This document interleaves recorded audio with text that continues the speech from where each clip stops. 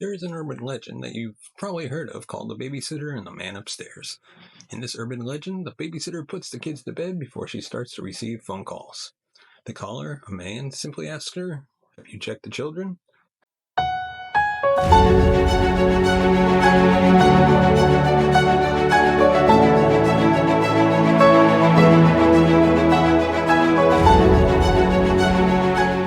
She hangs up only for him to call back with the same message. After numerous calls, the police trace the call, informing the babysitter that the call is coming from inside the home. In the urban legend, the kids and babysitter are all murdered by the man upstairs. This version is truly an urban legend. However, it's based on a very true story. The story of the Babysitter Murder, the Janett Christmas story. The Janett Christman story. On the night of March 18th, 1950, Janett Christman was supposed to attend a party with friends. However, the 13-year-old had purchased a burgundy pantsuit on a payment plan for Easter and wanted to pay that off herself to save her parents the expense. For this reason, she declined the party invite, instead agreeing to babysit for a couple that was friends with her parents. Ed and Ann Romack lived in a remote part of Columbia, Missouri, with their 3-year-old son, Gregory. Janett had babysat for the couple before and was excited to earn the money to pay off her suit. On the evening of March 18th, the Columbia area was experiencing some freezing rain and sleet with temperatures dropping into the 20s. Around 7:30 p.m., Janett arrived at the Romacks' house. The Romacks were planning a night out with their friends to play cards, something they hadn't done in a while due to a move to the rural home and Anne's pregnancy. Anne explained to Janett that Gregory was already sleeping, so it should be a relatively quiet night for Janett. Ed directed Janett on how to load, unload, and fire a shotgun that the couple kept near the front door for security. The couple advised Janett that if someone knocked on the door, she should turn on the porch light and should only open the door for someone she knows. Janett expressed understanding, and the couple left for a much-needed night out. Around 10 p.m., Anne called the home to check in on Janett and Gregory. The call went unanswered, but Anne brushed it off. She decided Janett probably fell asleep. At 10:35 p.m., a call came in the Boone County Sheriff's Department. On the other end of the line, the sheriff could hear a young woman screaming and begging for help before the line went dead. Unfortunately, the call was too short to be traced. Technology in 1950 was very different from today, which unfortunately meant the police could do nothing unless the caller placed another call. Around 1 o'clock in the morning, the Romacks returned to their rural home. Immediately, they felt something was wrong. The porch light was on, something they instructed Janett to turn on only if someone knocked on the door. A sawhorse was noted outside a side window as well, which had not been there when the couple left. When they approached the front door, they noticed it was unlocked. Upon entering their home, the Romacks found a truly horrific scene. On the living room floor was the lifeless body of 13-year-old Janett Christman. She was lying in a pool of her own blood, which had saturated the carpet. Her legs were spread apart and her skirt pulled all the way up. She had a severe head wound, multiple small circular puncture wounds to her face, and scratches to her face and arms. She had a cord from an electric iron wrapped tightly around her neck. A few feet away was the phone, which was off the hook and lying next to Janett. She had apparently tried to call for help. Like any parent would, Anne rushed upstairs to check on her young son. Gregory was soundly asleep, safely in his bed.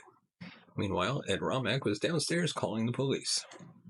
The Columbia Police Department responded promptly. Although the Romack house was technically outside of their jurisdiction, the Boone County Sheriff's Department also responded to the call. The two departments began their own investigation, refusing to cooperate with each other as a joint task force. The scene inside the home was horrific. Janett had clearly fought her attacker and had defensive wounds. There were blood smears and fingerprints throughout the living room and kitchen. Bloodhounds were immediately brought in and were able to trace a scent from the scene, but lost the scent about a mile away from the home. Footprints, fingerprints, and blood samples were collected from the scene. The autopsy determined Janett had been strangled and sexually assaulted. Police noticed that the side window of the ranch-style home was broken with a garden hoe. There was a sawhorse situated just outside of the window. One of the departments believed this indicated that the perpetrator entered through the window. However, the Romack family stated the garden hoe was normally kept inside the home, which added doubts to this theory. The other department believed that the porch light being on and front door being unlocked indicated that the perpetrator was someone who knew Janett and she let him in. The shotgun kept near the front door was untouched. Police spoke with Janett's friends and family, but no suspects were identified this way. Several black men in the area were questioned, demonstrating a racial bias indicative of the times. There was some thought that the murder may be connected to another that occurred 4 years earlier in Columbia. This was the murder of Mary Lou Jenkins, who was murdered inside her own home in 1946. Mary Lou's murder occurred less than a mile from Janett's murder scene. Mary Lou Jenkins was 20 years old when she was killed in an eerily similar fashion to Janett. Just weeks after the murder of Mary Lou Jenkins, Floyd Cochran shot his wife May in the shoulder and neck with a 12-gauge shotgun. He then attempted to commit suicide but was unsuccessful. Police found him and brought him in for evaluation. He was committed to Fulton State Hospital related to the suicide attempt. Only then did they discover May was dead inside the Cochran home. Despite there being no evidence of connection to this case and the murder of Mary Lou Jenkins, police began to question Floyd about the crime.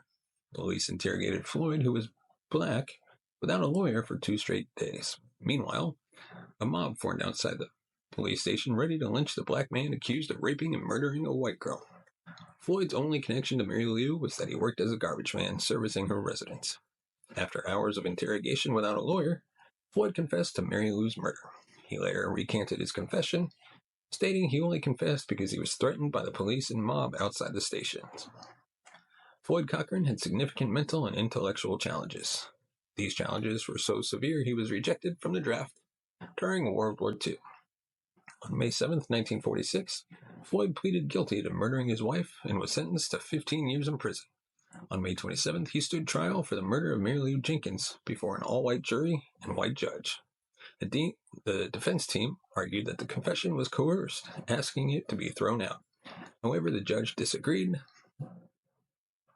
and the jury was allowed to hear testimony regarding the confession. Floyd had an alibi that night, but the jury did not believe his family. There was no evidence aside from the confession linking Floyd to the murder. Despite this, he was found guilty and sentenced to death. Floyd was transferred to death row at the Missouri State Penitentiary. He ordered a T-bone steak, French fries, scallop corn, cream gravy, bread, butter, cake, and coffee for his last meal. However, he did not eat a bite. With a blindfold over his eyes, Floyd was led to the gas chamber, where he muttered his last words. "Mr. Stewart," the name of the warden before dying. He was executed September 26, 1947. Despite Floyd Cochran's execution, multiple sexual assaults and peeping incidents occurred between 1947 and 1950 in the Columbia, Missouri area. Another black man, Jake Bradford, was arrested in 1949 after being caught peeping.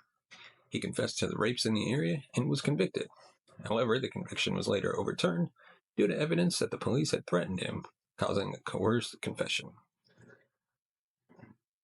Following Janett's murder, citizens and law enforcement officers started to question the conviction and execution of Floyd Cochran. Mary Lou and Janett were killed in very similar fashion and within close proximity to one another. Soon, a different suspect emerged that seemed to fit the bill for both crimes. Robert Mueller.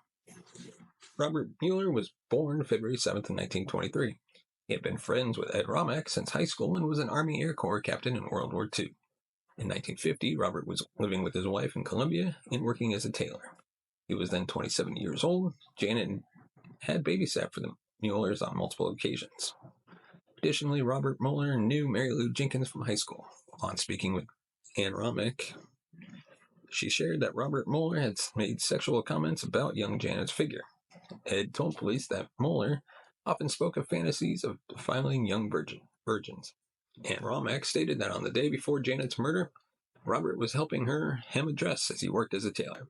He was in the sewing room where the iron used to strangle Janett was kept, something a random intruder would have had a hard time finding in the home.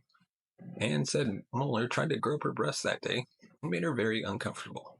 Ann described Mueller as a man who doesn't use words, he uses his hands. Because he was a tailor, Mueller also carried a mechanical pencil in his front pocket. The morning of Janett's murder, Robert Mueller called Janett and asked her to babysit for his children that night.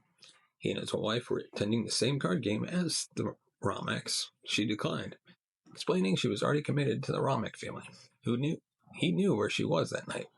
To make matters worse, Mueller left the card game for about an hour around 10 p.m. the night of the murder, stating he had to go tend to his sick children. Upon investigation, Detectives determined Mueller never went back to his home that night, where his children were, until he returned home with his wife.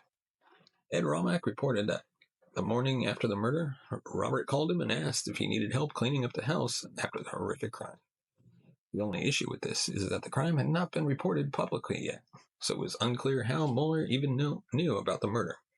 He later told Ed that he believed the killer did not enter through the window because it would have made too much noise.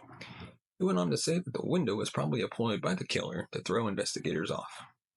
He said that he thought it would have been much easier for the killer to just knock on the door and say that Ed had sent him to get poker chips.